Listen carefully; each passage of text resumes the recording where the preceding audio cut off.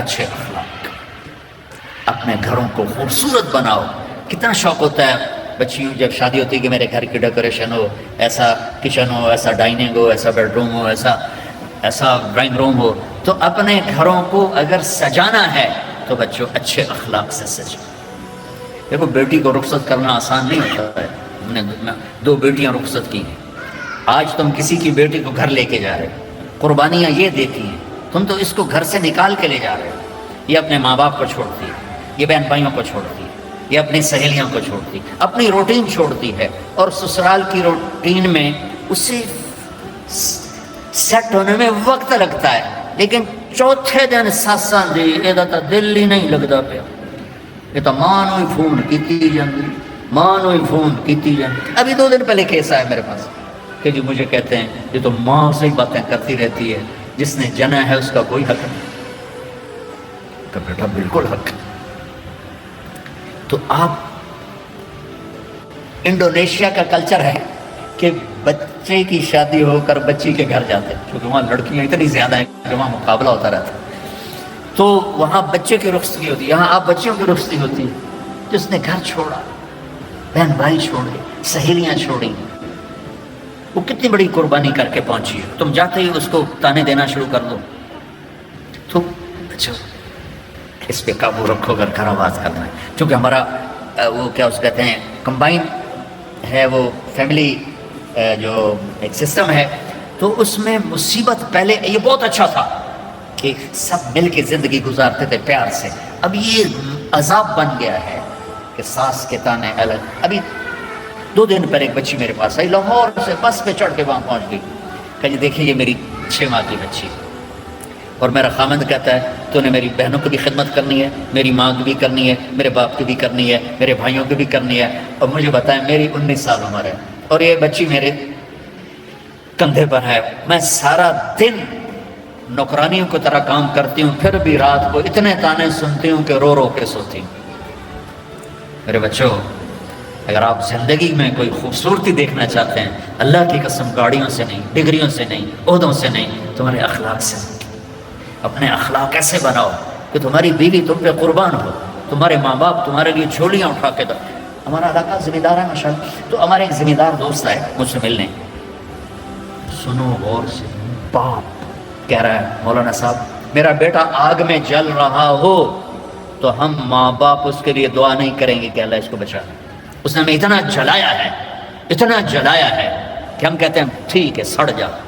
ایسے ہم آپ بچیوں سے کہتا ہوں آپ پرائے گھر میں جا رہی ہو، جگہ بنانے میں وقت لگتا ہے، اور بولنے سے وقت جگہ نہیں بنتی، خاموش رہنے سے جگہ بنتی۔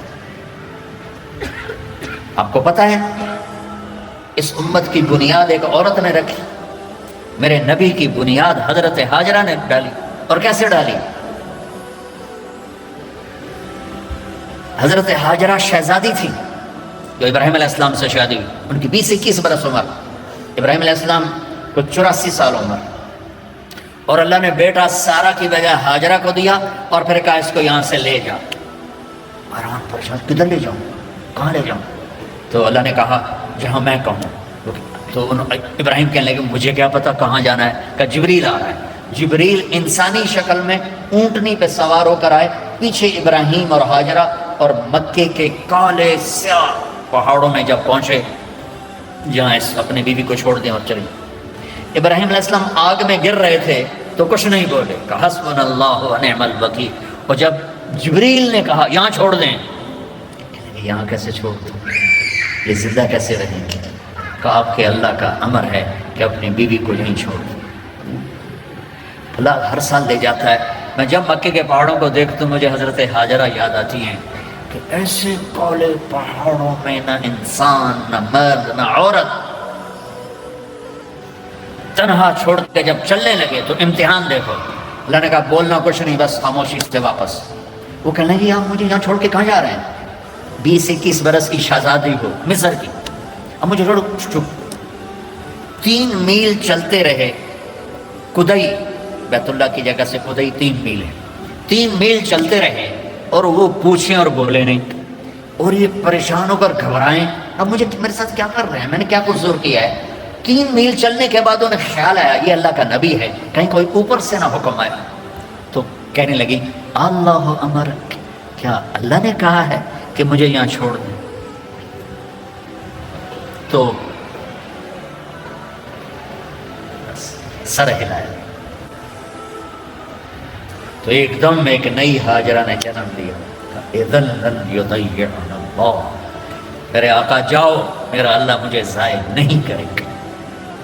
عورت تو داستانی صبر کی ہے، کہانی صبر کی ہے، بیٹیوں صبر کرنا سیکھو، اور گالی کا جواب گالی سے نہ، تانے کا جواب تانے سے نہ دو، مسکرا کے جواب دو، رب ذوالجلال کی قسم اٹھا کے کہتا، فرشتے بھی تمہارے قدم چومیں گے۔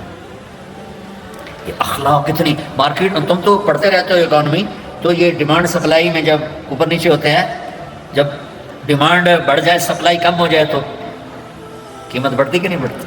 تو سوکھا جائے قانون ہے۔ ایسے ہی میرے رب کی بارگاہ میں ڈیمانڈ اینڈ سپلائی کا قانون ہے، پوری دنیا کا ہر مرد عورت مسلم نان مسلم اچھے اخلاق کا طلبگار ہے کہ میرے ساتھ اچھی ڈیل کی جائے، اچھا بولا جائے، اور سپلائی ہے ہی کوئی نہیں، کوئی میٹھے بول والا ملتا ہی نہیں، کوئی درگزر کرنے والا ملتا ہی نہیں۔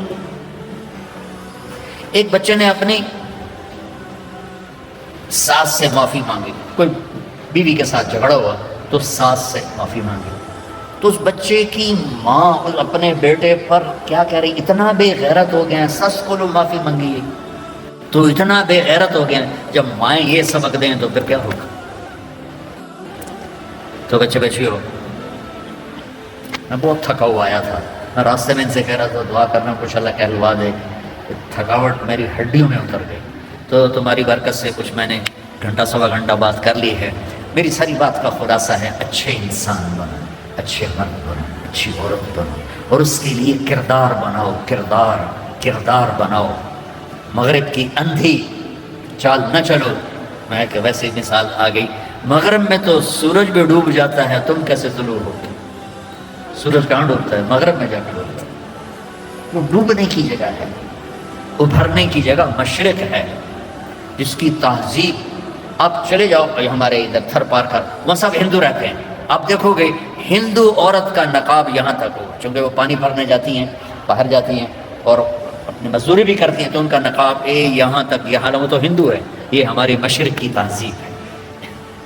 تو آپس میں کوئی لڑے ہوئے ہو صلح کر، کوئی لڑائی جھگڑا ہو جاتا ہے جوان ہو صلح کر، والدین زندہ ہیں ان کی دعا لو، شادی ہو جائے اچھے اخلاق سے بیوی کا دل لے لو، اولاد ہو جائے تو اولاد کو عزت دو۔ ہمارے ہاں ماں باپ کا بڑا جبر ہے کہ وہ اتنا رگڑا دیتے ہیں کہ کتنے اے آئے تیرے، کتنے بی آئے، کتنے سی آئے، آج کل ہے نہیں کیا وہ لیول اے لیول، بڑی تو سیدھی سادھی میٹرک کا ایفل کی طرح، تو اب وہ او اے کے نیچے بچے ڈپریشن کا شکار ہو رہے ہیں، اتنے بڑے بڑے بستے اٹھا کے جا رہے ہیں چھوٹے چھوٹے بچے۔ تو اپنے بچوں پر شفقت کرو، اپنے بچوں کے ساتھ محبت، تمہارے ماں باپ سختی کریں برداشت کرو، لیکن جو والدین بیٹھے ہیں، مائیں بیٹھی ہیں، باپ بیٹھے ہیں، ان کو کہہ رہا ہوں اولاد کے ساتھ نرمی اور شفقت کا سلوک کرو۔ عرب اپنے بچوں کو اٹھاتے نہیں تھے، پیار نہیں کرتے تھے، یہ کلچر تھا عرب، اور سردار مجال ہی نہیں کہ کسی کے سامنے بچے کو پیار کرے۔ اور میں قربان جو میرے نبی حسن حسین کو یہاں نہیں اٹھایا ہوتا تھا، یہاں کندھے پہ بٹھا کے باہر آ جاتے تھے، کندھے پہ بٹھا کے یہاں تھے۔ یہ بڑا عجیب سا لگتا ہے، ایک بدو حیران، یا رسول اللہ یہ کیا کر رہے ہیں، آپ کو ان سے اتنا پیار ہے؟ میں نے کہا ارے اللہ کے بندے، میں نہیں، میرا اللہ بھی ان سے پیار کرتا، میرا اللہ بھی ان سے پیار کرتا۔ ہم نے کہا اکرموا اولادکم، بچوں کو عزت دو، ڈیگریڈ نہ کرو۔ تم بیٹیاں گھر جاتی ہو، کبھی تمہاری ماں نے اٹھ کے تمہارا استقبال کیا؟ ہاں بھائی، یا ابا نے، ابا تو ویسے ہی چڑھے ہوں، قرضہ سر سے چڑھے ہوئے، اور آدمی مقروض جو جتنا بڑا کاروباری ہے اتنا بڑا مقروض۔ میرے نبی پاک صلی اللہ علیہ وسلم، یہ میرے نبی کا گھر، اور دو گھر سے مراد ہے ایک ایک کمرہ، حضرت بی بی فاطمہ سیدہ کا گھر تھا، جنت کی عورتوں کی سردار، جنت میں نور کی چمک اٹھے گی، تو جنتی فرشتوں سے پوچھیں گے یہ نور کہاں سے آ گیا؟ جنت خود نورانی، یہ کون سا نور ہے جو جنت کے نور پہ چھا گیا؟ تو فرشتے بتائیں گے کہ اوپر کی جنت میں علی و فاطمہ بیٹھے تھے، کسی بات پہ ہنسے ہیں، ان کے دانتوں سے جو نور نکلا ہے اس نے پوری جنت کو روشن کر دیا۔ تو فاطمہ کی بیٹیاں بنو، مغرب کی بیٹیاں نہ بنو، محمد مصطفیٰ کے غلام بنو، مغرب کے غلام نہ بنو۔ میں پھر شعر دہراتا ہوں، ہم خود تراشتے ہیں منازل کے سنگ میل، ہم وہ نہیں ہیں جن کو زمانہ بنا گیا۔ تو آمد رفت روز تھی، روز۔ اب بی بی فاطمہ دروازے پر آئی ہیں اور میرے نبی کی نظر پڑی ہے، اور آپ زمین پہ بیٹھے ہیں، چیئر پر بیٹھے ہیں، چارپائی پہ لیٹے ہوئے ہیں، میرے رب کی قسم یوں کھڑے ہو جاتے ہیں۔ وہ صرف کھڑے نہیں رہتے تھے، دوڑ کے آگے جاتے تھے، دوڑ کے، اور اپنی بیٹی کا ہاتھ پکڑ لیتے اور پکڑ کے دیکھو مجھے، یہ چومتے اور ہاتھ پکڑے پکڑے لا کر چارپائی پہ بٹھاتے، اس کے بعد خود بیٹھتے تھے۔ یہ ہے اولاد کو عزت دینا۔ پھر وہ جنت کی عورتوں کی سردار مائیں، ان ماؤں نے ڈنڈا اٹھا، تیرے اے کتنے آئے، تیرے بی کتنے آئے، تیرے سی کتنے آئے، اس کو انسان بننے دو، اے بی سی چکڑ لو۔ ہمارے پاکستان کی پڑھائی تو کاروبار ہے، کوئی تعلیم تو ہے۔ تعلیم کا مطلب تو عقل کو بیدار کرنا ہے، نہ کہ پیسے کمانا۔ یہ ہمارے سارے تعلیمی ادارے کاروباری ہیں، چاہے لمز والے ناراضگی ہو جائیں، کاروباری۔ تو ایک بچوں اپنے اخلاق اچھے کرو، معاف کرنا سیکھو، سہنا سیکھو، درگزر کرنا سیکھو، پھر تم دیکھنا زندگی کا مزہ کیسے آتا ہے۔ جیسے پیاس میں ٹھنڈا پانی پینے کا مزہ، بھوک میں روٹی کھانے کا مزہ، ایسے اللہ کی قسم تمہیں زندگی کا مزہ آ جائے گا۔ دیکھو غصہ نکالنے میں ٹھنڈک نہیں، پی جانے میں ٹھنڈک ہے۔ پانی پینے میں ٹھنڈک ہے، پیاس میں تو ٹھنڈک نہیں ہے، پینے میں غصہ پی جاؤ۔ اور ایک آخری بات کرتا ہوں، یہاں ہمارے انڈیا پاکستان میں فرقہ واریت بہت زیادہ ہے، تو میں تو پچھلے 20 سال سے بچوں ایسے جھولی پھیلا رہا ہوں، بچوں سے بچیوں سے، بڑی محفلوں میں، امت بن کے رہو۔ تم سنی ہو، تم شیعہ ہو، تم مقلد ہو، غیر جو بھی ہو، بہت سے نام ہیں، یہ زہریلے نام ہیں۔ ہمارا صرف ایک تعارف ہے کہ ہم مسلمان ہیں، ہم امت مصطفیٰ ہیں، یہ ہمارا تعارف ہے۔ باقی اس امت میں اختلاف رہے گا، تو اس اختلاف یہاں تک نہ پہنچے کہ سلام بھی نہ کرو، مصافحہ بھی نہ کرو، جنازے نہیں پڑھتے، اور اتنے تعصب میں۔ اس کے ذمہ دار تم بچے نہیں ہو، اس کے ذمہ دار تاجر حکومت نہیں، اس کے ذمہ دار وہ خطیب ہیں نادان قسم کے، جو اسلام کی بجائے فرقہ واریت کی آگ بھڑکاتے ہیں، اور ہماری نسل کو انہوں نے امت سے نکال کر پتہ نہیں کن کن شکلوں میں تقسیم کر دی۔ نہیں پڑھنی، ادھر ہاتھ باندھنے، یاد، میں نے کبھی نہیں کہا، میں نے کہا بچوں پڑھو، یہ دین ہے۔ تو امت بن کے رہو۔ اور دوسری بات یہ ہے، جب کبھی کوئی خطا ہو جائے فوراً توبہ کر لیا کرو، اللہ معاف کر دے گا۔ اللہ ڈرنے کی چیز نہیں ہے، اللہ پیار کی چیز ہے، اللہ محبت کی چیز ہے۔ اللہ مائیں تھپڑ مارتی ہیں، گھر سے نکال دیتے، اور میرا رب کہتا آجا، میں تو تیرے انتظار میں ہوں۔ اچھا آخری بات کر کے دعا کرتے ہیں، آپ کسی سے لڑ پڑیں یا کوئی آپ سے لڑ پڑے، آپ اسے منانے جائیں، وہ کہے گا آؤ جی آؤ جی، ایسے کرے گا، یہ کہے گا دفعہ ہو جا کے، دو آ گئے کہتے ہیں اونچا آ کے آگے چل جی میں معافی منگانا، چل چل۔ میری فیملی میں دو بزرگ میرے مطلب سگے چچا تو نہیں، تھوڑا سا ایک فاصلے سے سیکنڈ چچا، وہ دونوں بھائی آپس میں لڑ پڑے، اور اتنا لڑ پڑے کہ گالی گلوچ پہ آ گئے۔ وہ تھے بھی دونوں 70+، تو میں ان میں صلح کرانے لگا تو ایک نے میرے اوپر چڑھائی کر، تو کتوں آ گیا وڈا سانو سمجھا ڈالا، وہ بہت ہی ناراض ہو گیا۔ تو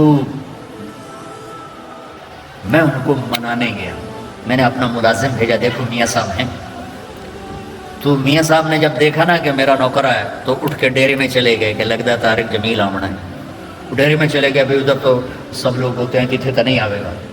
تو میں گیا تو میں نے پوچھا چاچا کتنے، کہ تو ڈیرے چلے گئے۔ میں ڈیرے چلا گیا، وہاں وہ لیٹے ایک نوکر دبا رہا، تو میں نے جا کے پاؤں پکڑ لی، میں کہا چاچا معافی دے، نکل جائے تو میں معاف نہیں کروں۔ میں پوری کہانی کیا سنوں، 1.5 گھنٹہ میں معافی مانگتا رہا، نہیں معافی۔ پہلے میں چارپائی پہ بیٹھا رہا، پھر میں زمین پہ بیٹھ گیا، زمین پر اور اس کے پاؤں پکڑے. اتنے میں بستی کے لوگ بھی اکٹھے ہو گئے, میرا بھائی بھی آ گیا اور عزیز رشتے دار. اور وہ پتہ کیا کہ میں نے پتہ ہے تو بڑا بڑا عالم ہے پر میں تینوں معاف نہیں کرتا. وہ چاچا میں کیتا کی میں تو تھوڑی صلح کرا رہا ہوں. میرے بچوں 1.5 گھنٹے کے بعد انہوں نے کہا اچھا جا معاف کی. اور میرا اللہ کیا کہتا ہے, سن کہ میرے بندے میری بندی تو اتنے گناہ کر کہ یہاں سے اٹھا اور آسمان کی چھت کو لگا. اللہ اکبر. آپ کو پتہ ہے گلیکسیز کتنی بڑی, کائنات کو کون دیکھ سکتا ہے. اور میرا اللہ کہتا ہے سوری گلیکسیز کو گناہوں سے بھر دے. اور پھر گناہوں سے بھر کے اوپر لے آ اور آسمان کی چھت کو سارے گناہ لگا دے. دنیا کا ہر مفتی کہے گا اے حرامی, اے دوستی, اے جہنمی. اور میرا اللہ کہتا ہے اگر تو نے آدھی زبان سے کہہ دیا نا یا اللہ معاف کر تو میں سارے ہی معاف کر دوں. تو اللہ پیار کرنے کی چیز ہے یا ڈرنے کی چیز؟ اللہ تو پیار کی چیز ہے. ایک ہی تو ہستی ہے جتنے. اچھا ایک اور مزے کی سنو. وَنِسْتَقَالَنِي أَقَلْتُنَا. اللہ کہہ رہا اچھا دوبارہ غلطی ہو جائے ڈرنا نہیں, پھر آ جانا میں پھر معاف کر دوں.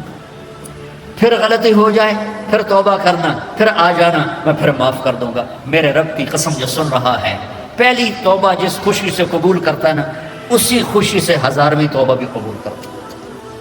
تو ہمارا ظرف ہے کہ ہم چھوٹے ذہان نہیں معاف کر سکتے, لیکن میرا اللہ ہے. اللہ سے پیار کرو, محبت کرو, اس سے باتیں کرو, اس کو اپنے دکھڑے سناؤ. یہ دعا نہیں ہوتی جو نماز کے بعد مانگی جاتی ہے, تو ہے میرا رسم و رواج. دعا دل کی پکار دعا ہے. تو اللہ سے باتیں کیا کرو, یا اللہ تو ہی تو میرا ہے, تیرے سوا میرا کون ہے. تو اللہ بڑا خوش ہوتا ہے جب اسے مانگا جاتا ہے. تو اللہ پیار کرنے کی چیز ہے, اللہ ڈرنے کی نہیں ہے. یہ ہمارا کلچر ایسا ہو گیا اسلامی کہ اللہ سے ڈرا ڈرا ڈرا ڈرا پیشاب بھی کر دیتے ہیں. اللہ تو ہے ہی رحمت کی چیز.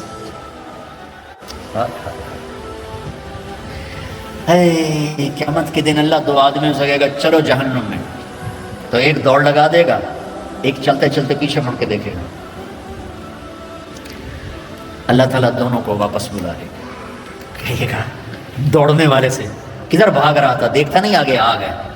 وہ کہے گا یا اللہ آگ میں تو اسی لیے جا رہا ہوں کہ تیری مانی نہیں, تو میں نے سوچا آج ہی مان لو شاید تو خوش ہو جائے. ارے بھائی او میرے بندے تو پیچھے مڑ کے کیوں دیکھ رہا تھا؟ کہ یا اللہ تیری رحمت کے قصے اتنے سنے تھے کہ مجھے خیال آ رہا تھا ابھی مجھے واپس بلا کے معاف کر دے گا, ابھی مجھے واپس بلا کے معاف کر دے گا. میں اس لیے مڑ مڑ کے دیکھ رہا تھا, کچھ پلے نہیں, جہنم کا پرچہ کٹ چکا ہے. اور اللہ کہے کہ میں تسی بڑے چنگے لگے ہو, جاؤ جنت. مزہ کیا بچوں, اللہ پیار کرنے کی چیز ہے, اللہ ڈرنے کا نہیں, پیار ہے. ہاں ہاں ڈر ہے کہ ہم اس کی نافرمانی نہ کریں, کہیں ہمیں اللہ کی پکڑ میں نہ آ جائیں, لیکن وہ تو پیار کی چیز, محبت کی چیز. تو آپس میں صلح محبت سے رہو اور اپنی شادیاں ماں باپ کے حوالے کرو. بے شک اللہ نے بچیوں کو اختیار دیا, اس لیے کہ یہ کہتی ہے قبول کیا, آپ کہتے ہیں قبول کیا, والدین نہیں کہتے.